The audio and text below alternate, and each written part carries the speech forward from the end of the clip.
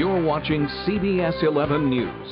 Not just what happens, what matters. Not only is flying a popular way to get around our state, it is the only way to see some of Alaska's vast remote areas. Well, in this week's edition of Get Out, CBS 11's Mitch Seago takes to the friendly skies and gives us a crash course look at becoming an Alaskan pilot.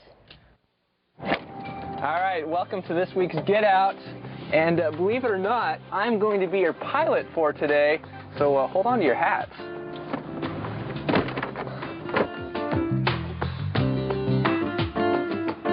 Alaska is big, 4 times the size of California. That's a lot to see. So where the roads won't take you, a plane will. Alaska, what it has is that flying is very, very big here. Everybody can really get their private license and fly to spectacular places.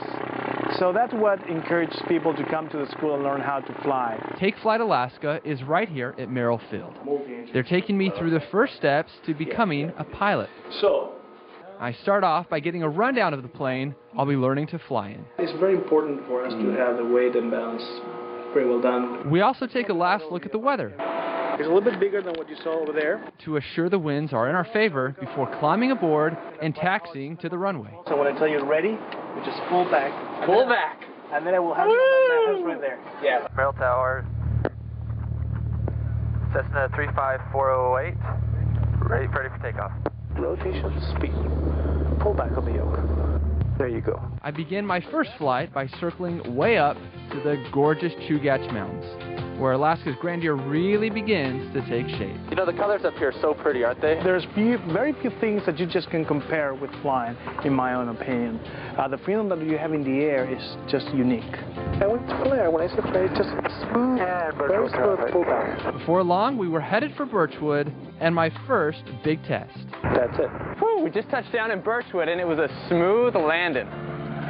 Then we were back in the air, where I got my first taste of the downward spiral. We're in a 45, almost 50 degrees turn. Yeah.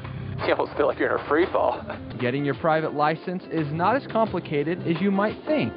It takes most about 2 to 4 months of training, including 35 flight hours plus 20 hours of ground instruction.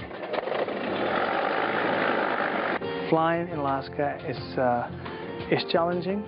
It's not unsafe. You just need to learn. I'm flying a plane. I feel great. And for me, learning was an experience I'll not forget. Back in the air, just where I like to be. Time to bring this week's Get Out in for a final landing. For CBS 11 News, I'm Mitch Seago. I'll see you next week.